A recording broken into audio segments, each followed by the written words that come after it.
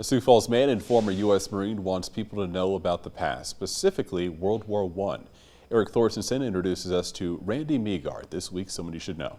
When it rained a lot and the wiring sat in water. Dressed in an authentic World War I uniform, Randy Megard likes to teach. I think it's important for people to remember what happened and how bad the war was. The retired teacher and coach from the Brandon Valley School District works with the Siouxland Heritage Museum to show what happened. We needed an outreach program, so I thought if I could collect and put enough things together and present some materials with it, that we could have a program that we could take out to the schools or whoever wanted to know about World War I. I did infantry for a while. The garage of his Sioux Falls home is kind of a museum in itself. The signal flags were one way to send messages. You could spell words with them, you could spell numbers. This is a Type 2 double E field phone. The ringer is over here.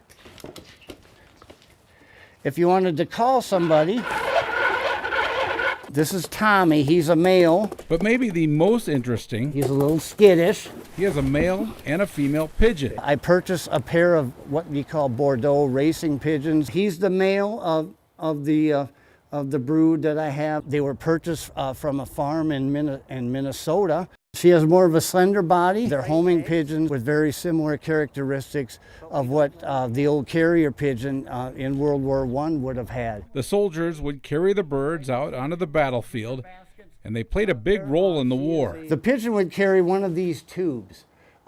It's a tube that would go around their leg. It had a little inside portion.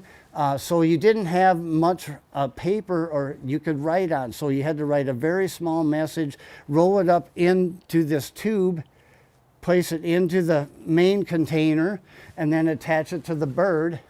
And then you'd throw them in the air and you would hope that they would go to the headquarters. And amazingly, they often did.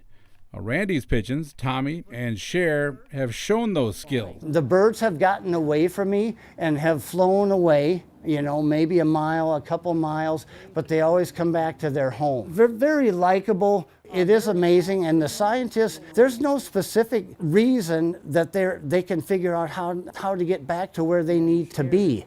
They think it's somewhere in the nostrils. He's done reenactments with the pigeons at an event in Illinois, and Randy will continue to teach about the past. These are all the different kind of racing pigeons. It's important to continue to teach history, not just from a book or watching it.